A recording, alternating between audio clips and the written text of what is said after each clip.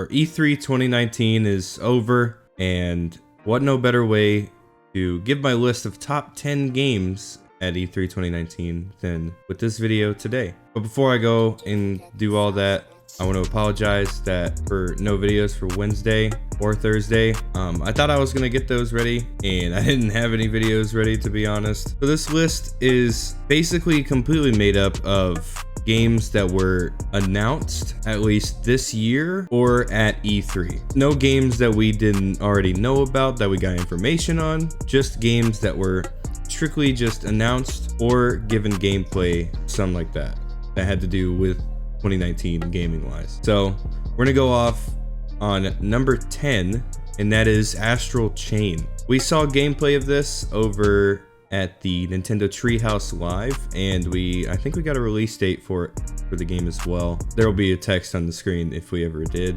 Just something about that game just really caught my attention, in the fact that you can go between life and death. I'm thinking that's what it is. You can control all that, and you go in between like worlds or like time zones, I guess. I'm not sure. I'm confused how the game works, and I didn't really watch too much of the gameplay on it, but I'm probably gonna read up more on the game. But the trailers were just very fascinating to me, and it's also made by Platinum, the people I think behind the Bayonetta series. I'm just very interested with this game of what they have to do, because the art style and everything just kind of caught my attention. And coming in at the number 9 spot is Gods and Monsters. This was shown at the end of the Ubisoft conference. This is when they first revealed the title, and I am very interested on what they have to offer with this game. It's from the creators of Assassin's Creed Odyssey. I never played Assassin's Creed Odyssey, but I'm sure it was an okay game. I'm not too worried about this game because Gods and Monsters has a very art style that I like a lot. I love this kind of art style and stuff. That's why I loved like Legend of Zelda Breath of the Wild, because this is really showing that it kind of looks like that, and I'm very excited to see what that does. We didn't get a release date or anything. We just got a tease of what the game is, and I'm very interested on the whole story that the game has to offer, because I'm always interested in that stuff. Coming in at the number 8 spot is Ghostwire Tokyo. This was shown off at the Bethesda conference by, I can't remember the developer's name, but you are seeing the trailers for each game that are put up. And this game, just as soon as the trailer popped up and all the trippy stuff started happening, it really caught my eye. We didn't get any more info. We just got another CGI kind of trailer, and really it just showed you what the concept of the story is, and it drew me. It really gripped me a little bit, and I'm very excited to see what they can do with this game. Obviously, we didn't get any information, so there's not really much I can speak of, but the developers look like they're very, very dedicated to making a good game here, and I'm very excited to see what they can do, and I hope to learn more next year or later this year, whenever they can do it. They said they're planning a 2020 release, and I don't know when that's going to be. I think they said they're planning a 2020 release, but anyways, on to number 7, which is Deathloop. This was also showed at the Bethesda conference, and the concept within itself really got my attention a lot. So basically, the concept of the game, there's a lot more information on this game that I could gather. That's why everything else is kind of bottom of the list. But Deathloop is basically 2 characters are stuck in a positive and negative kind of cycle. So the male character is stuck in a torturous cycle, and the female character isn't really in a cycle, I guess, but she is in a cycle, but both perspectives are thinking of it as they're torturous. One of them thinks it's torturous, and the other one thinks it's great. And basically, the only way to, I guess, break the loop or keep it alive is to kill each other. And it's just very, I like these kind of concepts, so it really drew my attention. Coming in at number 6 is 12 Minutes. We saw this at the Xbox E3 conference. I can't remember where it was in the conference, but I do remember seeing a trailer for this. It tripped me out because it's just like Deathloop. It's kind of like an infinite loop, basically. And it's about a man who's stuck in a loop. He's stuck in a time loop. That's literally how they advertise the game. And just everything about this game really grabbed me. And just all that stuff, it just like, it plays with your head. And this seems like one of those types of stories that will mess with my head a lot whenever I do play it. So I am excited. And the art style is very interesting.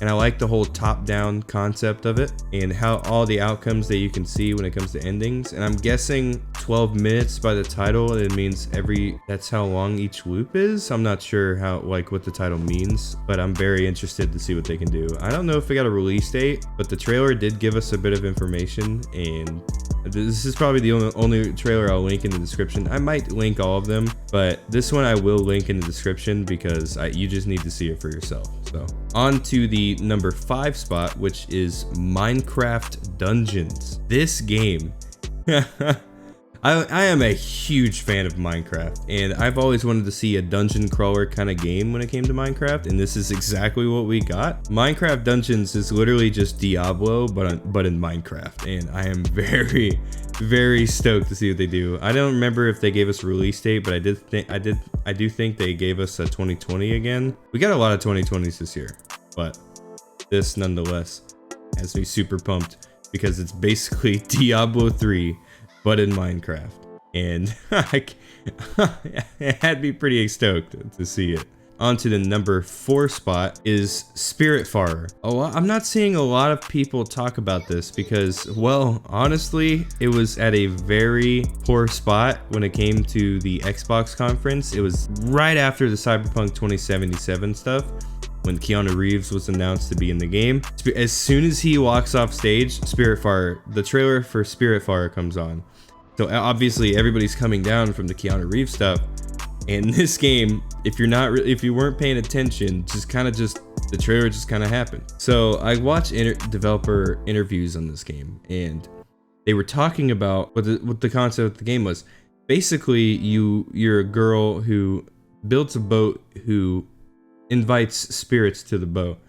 Spirits that are unfortunately have passed away, and each spirit you learn about their backstory, and you learn how that spirit had an untimely demise. You learn how to say goodbye because you're basically that thing helping them travel to the other side. So whenever you like befriend them, you get to know them, you get attached to them, and unfortunately you have to say goodbye because they now have to move on to a better world, basically. So to the afterlife. That's what the developer said. So I don't think we got a release date for this, and the art style really had me drawn because it gives me like a Studio Ghibli kind of feel. It just has a really nice art style, and the animations on it just really floored me. I am very excited to see what they can do. I'm not getting the release dates for any of these games because, well, I'm just recording this off the top of my head of what I remember seeing. So off to the number 3 spot, Star Wars Jedi Fallen Order. This game looks interesting. It's a guided, kind of like a guided campaign, kind of like how Call of Duty usually does it. But this game is from Respawn, and it's a third person like single player game. I can't remember who you play as, or the celebrity that plays the character, but you basically play a Jedi who survived Order 66 from Star Wars, and this takes place a few moments after the Order 66 happened, and I'm really excited to see. Again, I'm literally sounding like a broken record with this, but this game, I'm a huge Star Wars fan, and I'm always down to see anything that they can do that makes it canon to the Star Wars story. And yeah, it's gonna be great. And they did say they did get help from Lucasfilms to follow the story respectfully, and the developers look very dedicated to it. If you guys don't know who Respawn is, these are made up of ex-devs for Call of Duty, and they've made Titanfall 1, 2, and are currently supporting Apex Legends, the battle royale, free to play battle royale from EA. I always trust in them to make a good story, so I don't doubt in my mind that this will be a bad story. And the combat looks like you can toy with it. There's a little bit of sandboxing to that, and I'm very excited to get my hands on it and see what I can do with the combat. And all in all, this is looking to shape up to be a good game.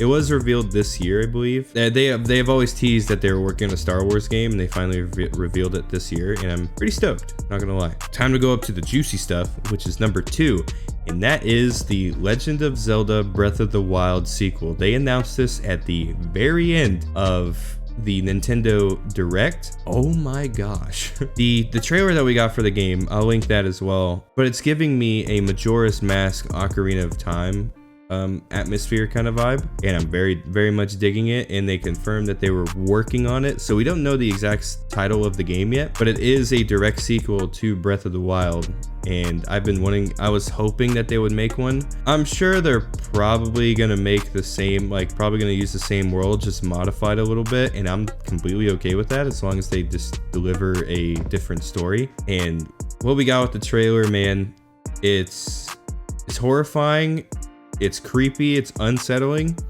but it's also very interesting. So can't wait to see what we get later down the road. I don't know when we're gonna see when this game's like confirmed title is. I'm pretty sure probably next E3, if not like the E3 after, like E3 2021. I don't know. It did take them a while to make Breath of the Wild, so I have no idea whenever they're gonna release this game. But Breath of the Wild was made in 2000, was released in 2017, I believe. It was a launch title for the Nintendo Switch. So they probably had a lot of time already to work on this game, and they do have a foundation on game mechanics, and I'm pretty sure they're probably going to use the same world, just modified. I don't know how they're going to handle it, but we'll see. Before we get to the number 1 spot, I do want to give an honorable mention because this game did catch my eye, but obviously it's just another one of those games, and that game is Mario and Sonic at the Olympic Games Tokyo 2020. So this game comes out in November 2019, and it seems like there's a lot of fun little mini games that you can play, and I kind of hope they kind of take advantage of the motion controls kind of system, but if not, that's fine.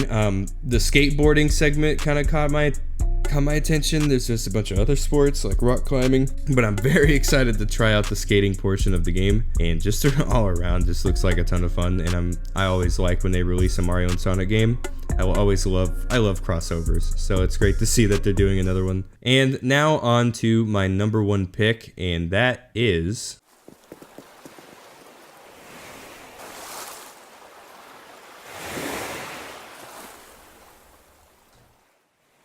Animal Crossing New Horizons. I've been anticipating this game for a while, and we finally got the title, and unfortunately we finally got the release date. I say unfortunately because it's not the release date I wanted, but it's the release date I can accept for the fact that Nintendo just need time to work on it and all that stuff. So this game was supposed to be a 2019 title, so I was thinking they're probably gonna release it this year around November or December. But at the same time, Pokemon Sword and Shield is releasing in November. It's a hard business-wise, it's really hard to have 2 big games, big seller games, to be released at the same time. So that's kind of a reason I see, at least I'm theorizing about. But the reason they gave is so they don't overwork their employees to make this game. So I respect that, and that's really great. For that reason, I will completely accept the delay. Not happy about the delay, but I will take it. We did get gameplay though about early game, but all around it seems like an Animal Crossing game. It looks like there's a lot more you can do. I kind of hope Isabelle is in the game, but we'll see. I think you're off on a tropical island this time, so you're not, I don't know if you're gonna take a train there. I think you're gonna show up on a little carrier, not a carrier, like a little ferry. In farming, the crafting system, all that stuff, you're gonna be pretty close with Tom Nook again. There's they put a cell phone mechanic in the game too. There's just a bunch of stuff that looks really interesting. And the fact that it's kind of like Animal Crossing Minecraft edition, kind of. Pretty sure you could do all this stuff in the other Animal Crossing games. It's been so long since I've played an Animal Crossing game, so I can't 100% remember. To see all the functions in the game so far is really nice. Animal Crossing, I'm very excited for the 2020 release. I just hope they don't delay it any further, because whenever I saw 2020, it kind of made me a little upset. But I can completely understand though, and I want them to make a good game. It's Nintendo. They always put out quality titles, in my opinion. So if they have to delay the game, I know that they're gonna probably release a really good game like they always do. So now my thoughts on E3. It's kind of a boring year, to be honest. All we really got was just CGI trailers, just announced games, just like what I mean with Gods and Monsters, Ghostwire Tokyo, Deathloop, 12 I don't know about 12 minutes, and Spiritfarer, I believe, because they did say Spiritfarer, it got gameplay trailers, so never mind, I'll take out Spiritfarer. But there's just so many CGI trailers. I feel like that they're gearing up, and Sony wasn't at E3 either, so I feel like they're probably gearing up for the next year of next generation of consoles, because Xbox did announce their next console. Obviously I didn't include it in this list because obviously I would include it, but it's games console. It does play game. It's a gaming thing, but it's not a video game. It runs the video games. So the only things that really caught my eye were these games that were here, and obviously more information on other games that we got. Like, we got information on Doom Eternal. We got more information in a release date again on Doom Eternal. I forgot to say that we got a release date for Doom Eternal. We got a release date and a little more information for Cyberpunk 2077. Keanu Reeves, by the way. They put freaking John Wick into the game? You gotta be kidding me. That's great. We got more information on Gears 5 coming out in September. We got a CGI trailer for Halo Infinite, and they did say that they were launching it with the next console. So once we get the console release date for Project Scarlet, is what they're calling it now. Once we get a release date for that, we're gonna get a release date for Halo Infinite. Just a bunch more information on a bunch of other games. We got some Fallout 76 update, some mobile game updates, another Just Dance game. You know, it seems like this year just kind of was very lackluster, and probably for good reason, because next year I feel like they're probably gearing up for a great year next year. But all in all, man, this year could have been way better, but I think Xbox and Nintendo really blew it out of the park this year either way. But at the same time, we really didn't. It was just announcements of games. Like, we didn't get release dates, we just got announcements. That's my final opinion. This video is running to 20 minutes long, so hope you guys did enjoy the video. If you did, make sure to leave a like, make sure to subscribe if you are brand new to the channel and you are enjoying the content that I have to offer, and comment what your most anticipated games are for E3 2019. What top games did you see at E3 that really caught your eye? Have a great day, guys. I love you all. Again, apologies for no video Wednesday or Thursday. I'm going back to my Monday, Wednesday, Friday schedule since there isn't E3 anymore, and I don't really have much content in the Call of Duty games to cover. I love y'all. Have a great day.